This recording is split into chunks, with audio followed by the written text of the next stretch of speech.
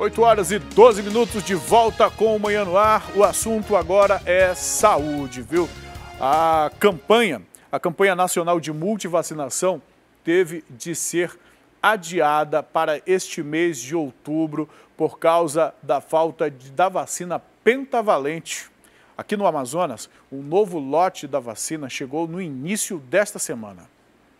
De acordo com a coordenadora estadual de imunização, no Amazonas são aplicadas mensalmente 18 mil doses da vacina pentavalente. Mas o Ministério da Saúde, responsável pela distribuição, suspendeu o envio de um lote por ter a qualidade reprovada. E como não é produzido no país, o medicamento está em falta. E o jeito é esperar a importação das doses. Eu acredito que daqui para frente o Ministério deva, sim, ter algum planejamento extra. Ao longo desses mais de 20 anos que eu estou à frente do programa de imunização, esta foi a primeira vez que aconteceu isso. Mas a coordenadora garante que algumas unidades básicas de saúde em Manaus ainda têm a vacina. E foi por causa da falta da pentavalente que o governo federal adiou para este mês de outubro a campanha multivacinal. A expectativa é que até novembro, mais de 6.600.000 doses dessa vacina sejam distribuídas no país.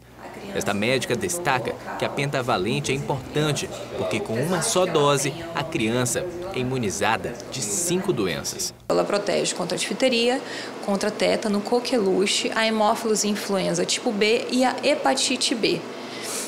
Aos 2 meses a criança faz essa vacina e faz uma outra aplicação na rede pública com a VIP, que é a polio, que agora antigamente era gotinha e agora é injetável. Na rede privada nós usamos a penta, pode ser usada aos 2 meses, mas nós usamos aos 4 meses. Aos 2 meses nós usamos a hexavalente, que também é uma vacina celular e é uma furadinha para essas 6 proteções.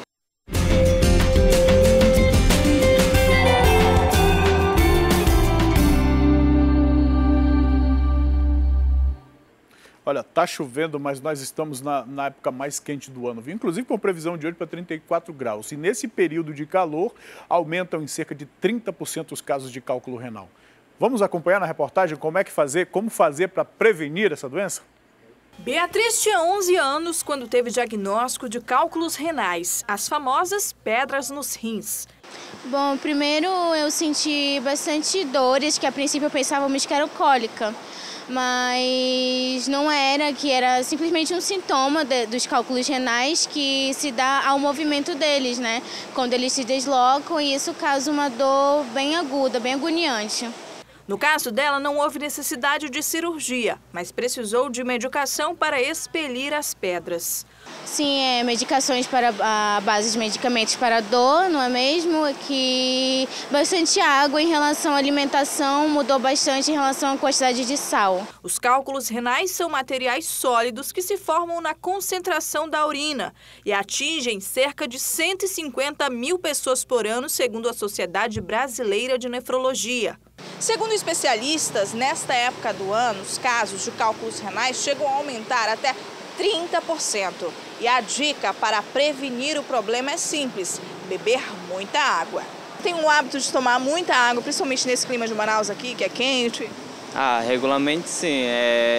Eu procuro sempre tomar assim umas 3, 4 vezes, dependendo da distância que tiver lá o bebedor, né, da recepção. Mas eu sempre procuro tomar muita água. No nosso clima, que ele já é muito seco e é muito úmido e faz a gente ter mais sede do que o normal, eu passo a tomar mais água porque eu tenho problema nas minhas glândulas. Então, se eu não me hidratar, para mim complica. Então, eu bebo bastante água assim. A Bia sabe da importância da hidratação e por isso não larga o copo d'água. É importante nós bebermos água, né? Recebemos orientações isso todo dia, principalmente pela onda de calor que está tendo em Manaus. Então é bastante importante reforçar essa quantidade de água que ingerimos. Este especialista explica por que o clima quente aumenta as chances da doença. Os cálculos renais, eles têm uma maior incidência em regiões tropicais, regiões de clima mais quente e úmido, né? Isso acontece porque os cálculos renais, eles se formam pela concentração, o aumento da concentração deles, de determinadas substâncias, na urina.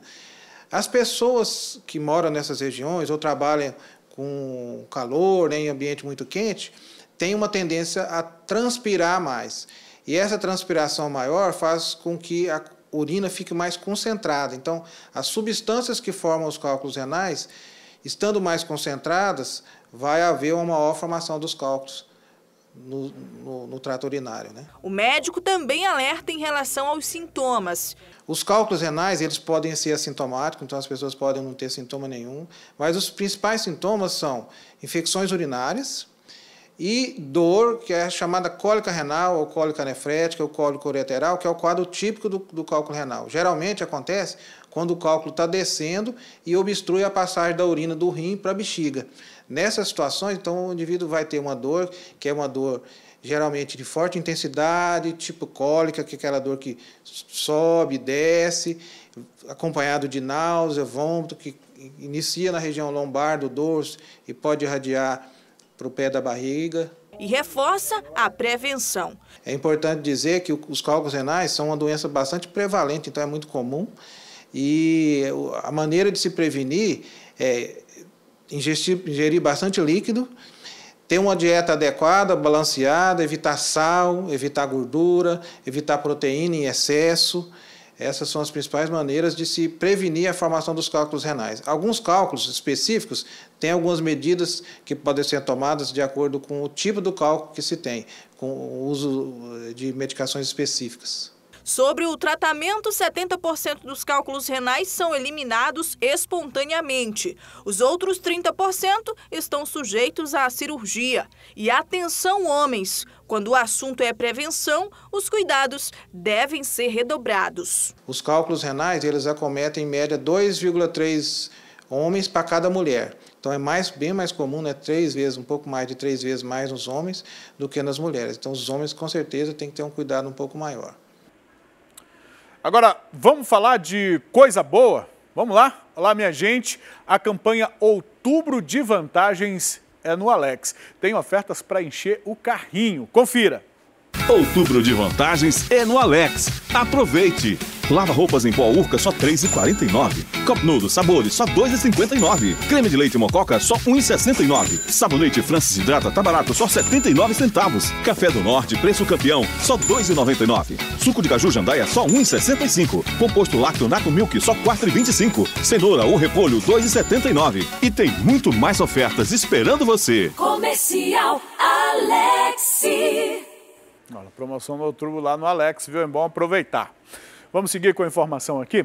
Foi sancionada uma lei estadual que garante a qualquer pessoa alimentar animais em situação de rua nos locais públicos. Só um minutinho. Não chama a reportagem ainda não. Deixa eu ler essa notícia de diretor. Eu sei que ele está com pouco tempo, mas é para as pessoas entenderem. Foi sancionada uma lei que permite as pessoas alimentarem animais em locais públicos. Você está acompanhando? Vamos assistir a reportagem para a gente entender isso.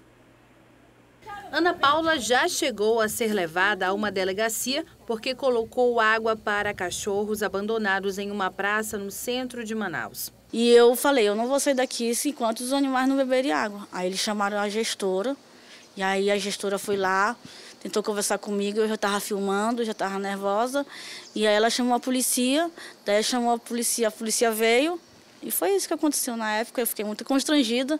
Para evitar situações como essa, foi sancionada uma lei que garante o fornecimento de água e alimentos em locais públicos para animais em situação de rua e também impede qualquer pessoa de proibir essa atitude. Mas isso vai ajudar e muito essa lei, né? Porque agora as pessoas vão começar a respeitar um pouquinho mais e o direito dos animais, né? A Jaqueline já tem o costume de alimentar os animais. Bem na frente de casa, ela coloca ração e água nessas vasilhas. E dá exemplo, né? Para muitas pessoas, inclusive vizinhos, que já hoje em dia já colocam, né? O comedouro com alimentação à noite e vem muitos animais, porque infelizmente nossa cidade tem muitos animais na rua. Aqui tem até uma casa comunitária para os bichinhos. A Rubi sempre está por aqui. Eles podem comer, beber e até descansar. Inclusive, o local atende às regras da lei, que diz que o recomendado é usar vasilhas reutilizáveis ou é preciso instalar comedouros e bebedouros de tubos de PVC. Quem desrespeitar a lei e tentar proibir ajudar os animais pode pagar uma multa de R$ 171. Agora, Ana Paula diz que se sente mais confortável em alimentar os animais. Eu acho que todo mundo tem que fazer a sua parte, tem que ajudar da maneira possível. Se não quer ajudar, fique na sua. Não interfira no trabalho dos outros protetores, que eu sou independente. Eu não sou de nenhuma ONG, mas eu vejo as postagens e tudo, e fico ajudando da melhor maneira possível que eu posso. O ato de criar comedouros para animais parece até simples, mas é importante para quem pratica. Eu acho que não é por você não gostar que você tem que maltratar, que você tem que... né? Eu acho que não custa nada botar uma água, uma vasilha com comedouro na porta da sua casa, né? Isso aí é o mínimo que se pode fazer. Um absurdo é a gente ter que ter uma lei para permitir às pessoas poder fazer um gesto desse aí. Tudo bem que você não gosta de animal, não gosta de bicho, não gosta de bicho na rua, que é um problema para a nossa sociedade, tudo bem, mas se meter, se é necessário, que tipo de sociedade é essa nossa, viu? Deixa eu confirmar uma informação aqui. A gente tem a informação que, de fato, o ministro relator da 6ª turma do Superior Tribunal Federal, Tribunal de Justiça, Rogério Cruz, deferiu a liberdade do prefeito de Coari, Adail Filho. Uma decisão imediata. A gente lembra que o prefeito está preso desde a semana passada, preso pela operação do Ministério Público Estadual por envolvimento, por suspeita de estar envolvido nesse desvio de mais de R$100 milhões da Prefeitura de Coari. Na nota divulgada pela assessoria de Adail Filho, ele diz que essas informações, que essas suspeitas não foram confirmadas e diz ainda que a Prefeitura deverá emitir notas nas próximas horas, um relatório detalhado da execução fiscal do município, que é possível identificar este valor aí, para onde esse valor foi destinado. A gente vai seguir acompanhando este caso e você acompanha novas informações ainda hoje aqui na TV A Crítica, mas de fato está confirmado, então, que ele está liberado por essa decisão aí do ministro da 6ª turma lá do STF. O assunto agora é futebol, viu? De olho na Série B do Campeonato Amazonense, que começa na próxima semana. O novato, o Amazonas Futebol Clube, tem treinado forte para o início da competição. Concentração, equilíbrio e treino, muito treino. Já são 2 semanas que a equipe do Amazonas FC vem se preparando para a Série B. Embora o clube seja novato no futebol local, o time está com o foco necessário para conquistar a vitória na primeira partida. Então a gente procurou nessas primeiras 2 semanas dar um padrão físico para o homogêneo, né? Para que todos pudessem desenvolver por igual suas capacidades técnicas. E agora a gente já começou essa semana a trabalhar um pouquinho mais da parte tática, a parte técnica, e a evolução tem sido muito boa. Lechev é um jogador aposentado desde 2009. Virou técnico em 2012, quando treinou no Paysandu. Passou pelo futebol paraense quando trabalhou uma única vez em uma divisão de acesso, pelo São Raimundo do Pará em 2017. No ano seguinte comandou o Nacional, aqui no Amazonas, na Série D. Mas antes do Amazonas FC, passou pelo Ipiranga do Amapá. Experiência suficiente para direcionar os treinos. A estrutura que a diretoria vem nos dando é uma estrutura muito boa, em todos os aspectos, né? O Amazonas começa a sua história, né? A sua vida aí de uma maneira bem organizada e responsável. Eu espero que a gente consiga atingir o objetivo, que é o acesso à Série A. O momento pede um equilíbrio físico e também mental. E olha, o Amazonas segue firme e forte rumo à 2ª divisão. E você pode até pensar que não, mas o sol quente aqui da capital amazonense contribui muito para a resistência desses jogadores. Sempre morei aqui, né? Sempre joguei aqui, então não tem dificuldade. A dificuldade maior foi se entrosar com o time, que a maioria é tudo de fora, mas foi de menos. Rapaziada, são tranquilos, fizemos amizade rápida e tá tudo certo. Todos focados no mesmo objetivo. Se Deus quiser aí fazer uma partida aí contra o Tarumã e traz esses 3 pontos aí. Ao todo, 30 jogadores devem estar preparados para a primeira competição oficial da equipe. Alguns são daqui do Amazonas e outros vindos de estados da região. Eu sou de Belém, né? Da região amazônica, então a gente tem, eu e mais alguns que vieram de Belém, temos já esse clima, esse calor forte, esse sol forte. Então acho que isso não vai ser problema. A gente também já está ambientado, já tem mais de 2 semanas trabalhando. Ainda tem mais 2 semanas antes da estreia, Então eu creio que a gente vai estar bem preparado tanto na parte física quanto na parte técnica. A Série B começa dia 12 de outubro e segue até o dia 16 de novembro. Além do Amazonas FC, outros 4 clubes disputam a competição: Clipper, Holanda, São Raimundo e Tarumã. O Amazonas FC estreia contra a equipe do Tarumã no dia 12 de outubro, às 4 da tarde. A partida vai ser disputada no Estádio da Colina. Lecheva ainda deve continuar observando o desempenho individual de cada jogador para definir a equipe titular. Um esforço que vale a pena quando o objetivo é a vitória. Continuo falando de esporte, viu? Como forma de incentivar a garotada no esporte, um projeto social lá no bairro Zumbi, na Zona Leste, fundou um time de futebol que faz parte da categoria infantil do Peladinho. Os meninos jogam com vontade, os pés são ágeis na bola e quando sai um gol então, a comemoração é certa. Eles fazem parte do time Arca de Noé, nascido de um projeto social no bairro Zumbi dos Palmares, Zona Leste de Manaus. O objetivo maior desse projeto é resgatar os jovens, adolescentes da criminalidade do que o mundo oferece aí, da ociosidade do que o mundo oferece. Esse é o principal objetivo, e resgatar eles também para a presença de Deus. O Valderley, de 14 anos, participa do projeto desde o início. E o que ele aprende por aqui vai muito além do que apenas jogar bola. Obedecer os pais e não ir para a rua e assim, ir para a igreja. Parece que tem dado certo. Tô indo bem, só de 8 para cima. Para participar tem que estar estudando, né?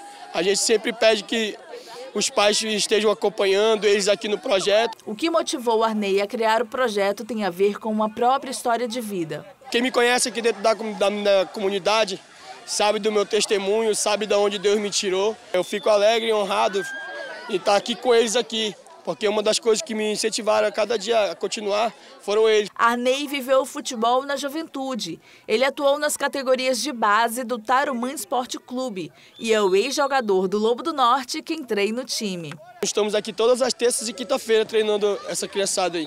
Como forma de incentivar os meninos no esporte, nesta terça-feira eles realizaram um torneio interno. Quando a gente precisa comprar o material, a gente faz rifa, faz bingo, a gente busca parceria, né? Através do público e do privado. Hoje, nossa maior rede de apoio são os comerciantes locais, são os parceiros. E foi através das rifas vendidas no projeto que eles conseguiram os equipamentos para os meninos participarem do Peladinho, uma das categorias do maior campeonato de peladas do mundo, o Peladão. Não é questão só da competição, mas é uma experiência nova que eles têm de sair para outros campos, de enfrentar clubes, times de outros bairros, times melhores, times piores, enfim. É uma brincadeira, uma diversão e é uma experiência muito grandiosa para esses meninos. Um projeto humano que tem gerado bons frutos no meio de uma comunidade tão carente de benefícios básicos. Acho que hoje não existe local melhor no Brasil que nós vivemos do que o esporte, do que um campo de futebol para tirar esses meninos da violência das ruas, das drogas das ruas e trazer para dentro do esporte. Esse é o principal objetivo e é o principal benefício para nossas crianças.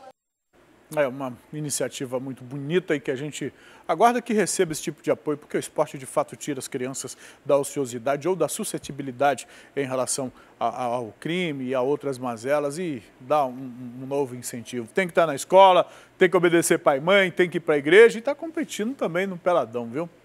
É isso, né, minha diretora? Terminamos por hoje? Por hoje terminamos, 8 horas e 31 minutos, a gente encerra hoje essa edição do Manhã no Ar. E olha, amanhã a gente está de volta aqui a partir das 6 da manhã, viu? Pela TV, pela rádio, pela internet, você acompanha a nossa programação. Tenham todos uma excelente quinta-feira e até amanhã, se Deus quiser.